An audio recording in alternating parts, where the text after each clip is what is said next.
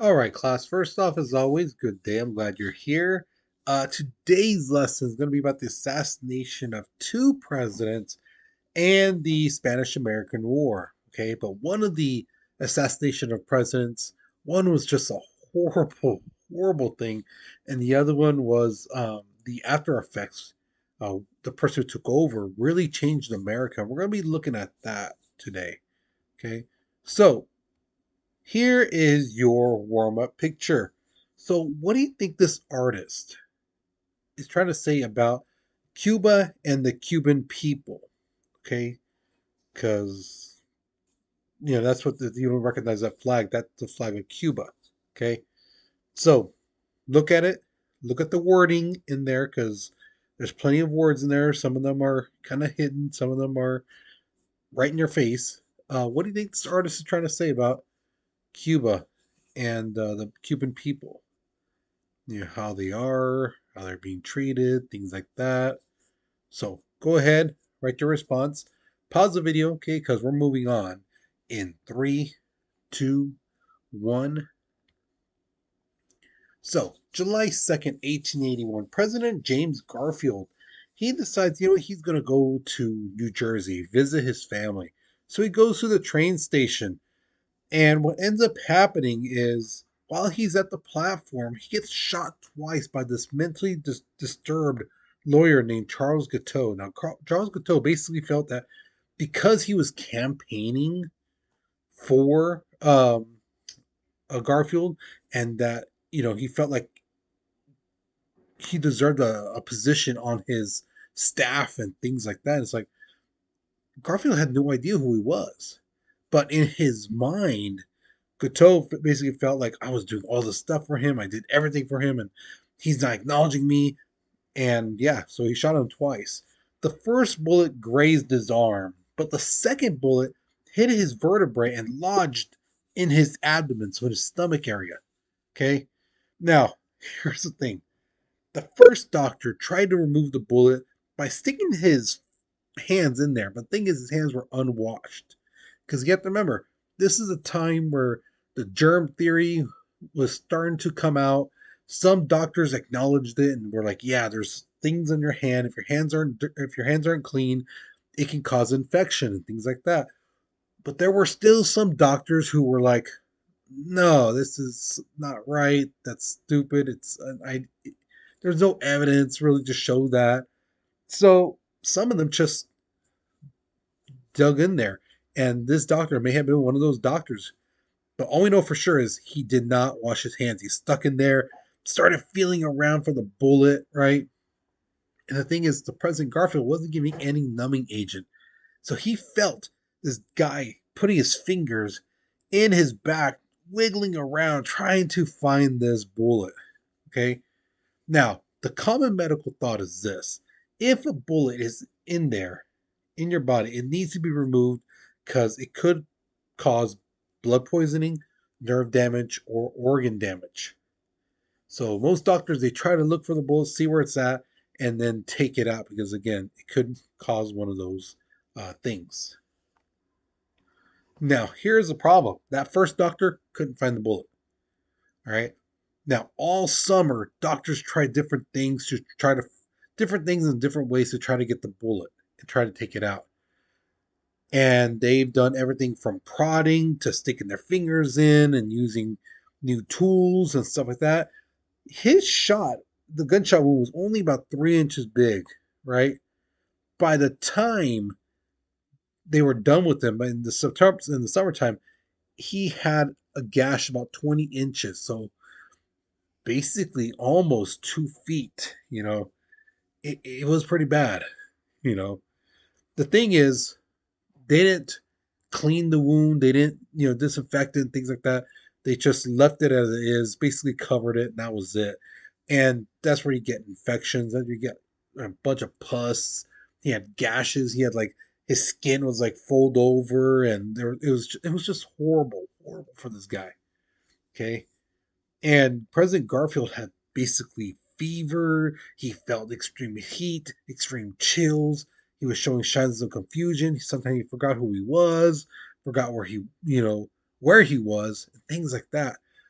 Um, his organs also started to fail, and he dropped weight like crazy. He went from 210 pounds to 130 pounds in several months. Okay. Now, there were some people who were like, you know what?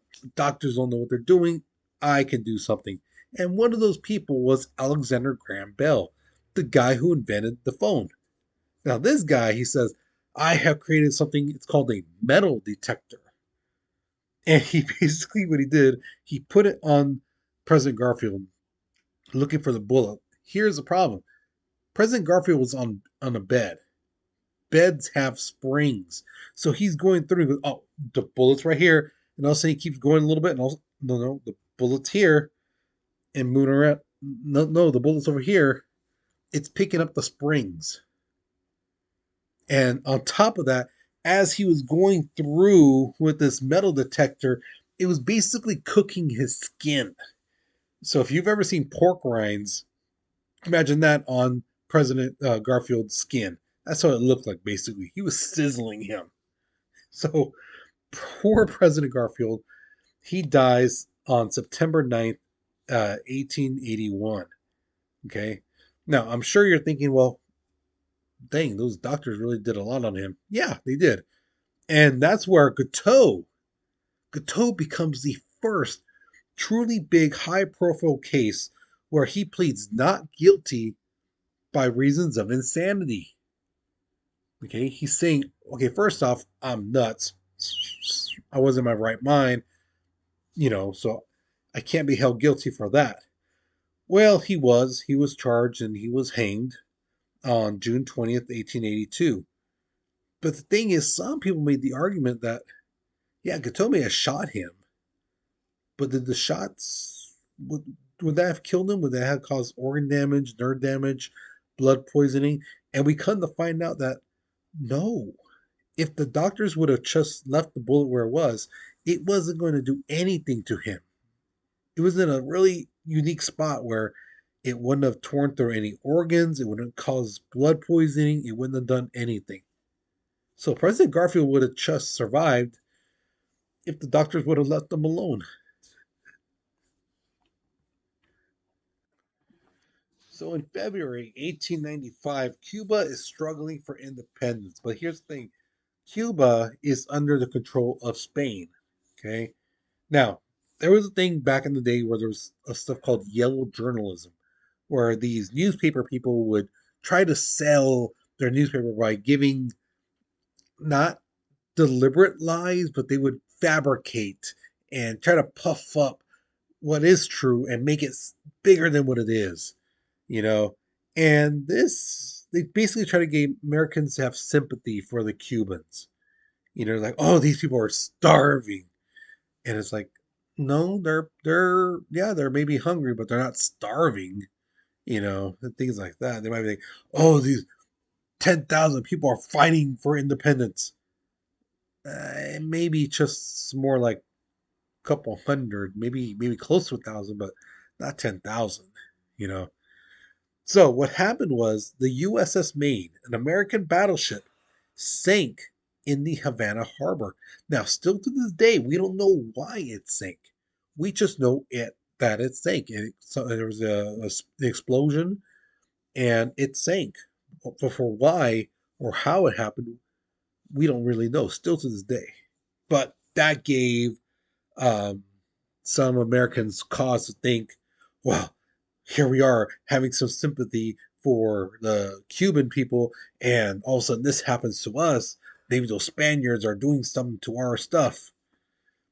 So what happened is Spain gave an armistice to Cuba, and if you forgot what that term means, armistice means like a uh, no fire, no fighting type of stance. But the U.S. Congress demanded Cuba have independence. Because again, this yellow journalism got people riled up, and on top of that, the USS Maine being sunk really ticked us off. So Spain declared war on the US on April 24th of that same year, and US declares war on them the very next day. Here's the thing: Spain was not prepared to fight the US at all. So when we went in, we We went in full blast and just really just kicked the crap out of them. And the fighting wasn't just in Cuba, it went on in the Philippines as well. On the other side, okay, so Cuba is right below Florida. Havana, or no, sorry, Havana. The Philippines is way across the Pacific on the other side near like Japan and Korea and all them. It's way out there. Okay. So the thing is, we win, the United States, and the war ends on December 10th, 1898. Now, the peace agreement was pretty nice for the United States. Spain let Cuba go free, right? Guam and Puerto Rico was basically given to the US, and the US got the Philippines for like $20 million. So we got more territory out of this war. So now we go to September 6th, 1901. At the Pan American Exposition in Buffalo, New York, President McKinley goes over there to look at these exhibits and things like that. And he is shot twice by Leon. And I'm not even try to pronounce that last name. I always kill it. So if you can pronounce that last name, by all means, you're awesome. But what happened is when he gets shot, the first bullet ricochets off his um, suit's button, which is made of brass. It just dink shoots off, right? Ricochets off. The second one hits him in the stomach. All right, kind of sounds familiar. So what happened is at the Pan American uh, Exposition, there is a kind of hospital in a sense that's being done, and they do like an emergency operation on the president. Basically, what they do is they sutured his stomach where the wound was to stop the bleeding. Okay, they don't want him bleeding out, but they also don't want to do like what they did with President Garfield, start digging around and stuff like that. But the thing is, they believe that the bullet was lodged somewhere in his back. Okay, now here's the thing: news starts spreading around that the president is good. He's sitting up in his bed reading the newspapers, that he's a little sore, but that's about it. He's doing well. So that's what the vice president, Teddy Roosevelt, is being told. Hey, the president's good. Don't worry. You're good. He's like, well, okay, well, I'm going to go off on my trip then. I'm going on a little vacation, okay? And they're like, yeah, yeah, yeah, go for your vacation. Don't worry about the president. He's good. And then comes a time where they couldn't lie anymore. The president was actually really hurting. But the thing is, they kind of lowered it down, saying, "Oh no, no, he's good, he's good," when really he really wasn't. And the thing was, on September 13th, his condition went from really hurting to all of a sudden getting really bad, and then the next day he dies. He dies from gangrene and blood poisoning. Go figure, right? So President McKinley dies. And then that's where our new president comes in, Theodore Roosevelt. Now, if you remember when I talked to you about the election of 1896, where Jennings Bryant and McKinley were going at it, and the top people, uh, Rockefeller, Carnegie, Vanderbilt, J.P. Morgan, they didn't want um, William Jennings Bryant to win because he was like, I'm going to go after those companies. I'm going to, I'm going to make sure that they pay and things like that. So they wanted McKinley, right? Well, Teddy Roosevelt felt the same way as Jennings Bryant. Okay, he felt the exact same way, but they're like, no, no, no. The vice president, nobody really listens to him. It's just like it's just like a cushy job. He doesn't have much responsibilities. So they were okay with him being there. So now that McKinley died, now Theodore Roosevelt is the president and he goes after those monopolies. Teddy Roosevelt is a tough man. Okay, yes, he was born into privilege and things like that. Yes, he wanted to give himself this tough man persona, but eventually he kind of grew into that persona. He started finding that he was a tough man, and he did some amazing things. He was a buffalo hunter. He would take these hikes and trips. Um, Basically, before Obama, he was considered the fittest president we've ever had. This dude was jacked, muscle, things like that. Okay. He was a leader of the Rough Riders at the Battle of San Juan Hill in the Spanish American War. So while he was vice president, he was out there fighting. So, yeah, he was a tough guy. And he serves 2 terms as president. And then when it comes to the third term, they're like, the press is telling him, hounding him, "Sir, are you going to vote again? Are you going to vote again? Are you going to run again? Are you going to run?" And he goes, "No, no, no, no, no. George Washington ran twice. Lincoln ran twice. I will only run twice. No, you can't. No, no, no. But if you like what I do, you should vote for this man, William Howard Taft." So everyone's like, "Taft, dude, okay, fine. Teddy says you're good. We're going to vote for you." And Taft is still to this day our nation's fattest president. This guy was so fat, he actually got stuck in the White House bathtub. Yes, imagine those people who had to like get him out, things like that. Yeah. So to this day, I have students ask me all the time, so did they get like a bigger bathtub? Yeah. The bathtub they have still to this day, you can fit like 6 men in there. Okay, so yeah, no president has gotten stuck since, and no president has been fatter than William Howard Taft. Now, the thing is, Taft is just as tough on monopoly companies as Roosevelt. He goes after those big corporations and he's knocking them down, the trust and things like that. He's going after them. Thing is, while Teddy's out on retreat, he's enjoying like his, retirement. Teddy's like, Taft isn't doing a good job. I don't think he's doing a good job. So Teddy returns back to the United States and decides to run for a third term. Taft decides, well, I'm going to run for re-election. So, yeah, I'm not going to back down from Teddy Roosevelt. So the Republicans who supported Taft stayed stuck with him.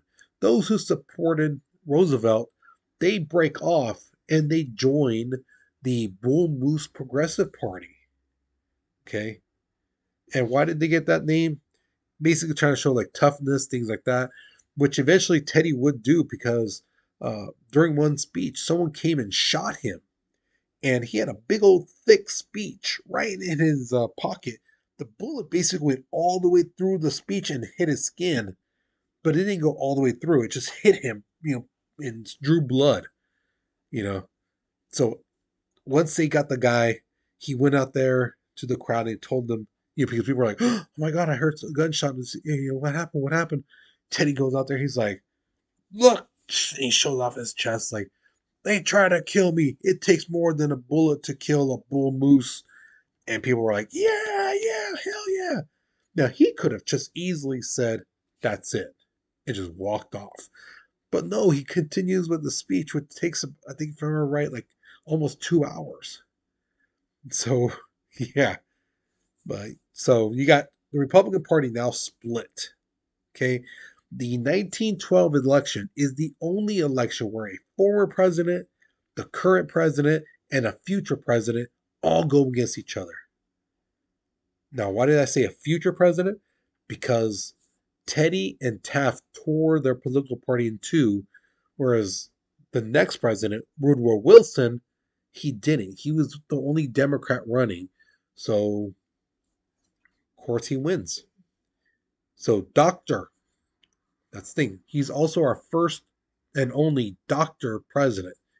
Dr. Woodrow Wilson, a Democrat, wins the election. Now, I've had students ask me in the past, what kind of doctor was he? Like a medicine doctor? No. He was an education doctor. If I remember right, he was a doctor at Princeton, if I remember right. So, yeah, he was in charge of Princeton at one point. All right, so here's my question to you. Who do you think really killed President Garfield? Do you think it was Gateau, the guy who shot him twice? Or do you think it was the doctors who like picked him, probed him, and did all this stuff? Who do you believe? And tell me, why do you believe this? So who do you think really killed him? the assassin, or the doctors, and why. Don't forget the why, guys. Okay. So once you're done with this lesson, you're all done. Be sure you get your vocab done. There should be 2 words on the board for you. If they're not up, please tell the sub to put the first 2 up for you guys. Or if he wants, he can put the first 4 up if he wants. It's up to him. Okay. Um, and then don't forget your research. Okay, please don't forget your research. If you need an extra paper, please ask the sub for one, but don't lose it because again, I didn't make that many copies. Okay, so with that being said, you guys, you take care, you be safe, and I'll see you guys soon.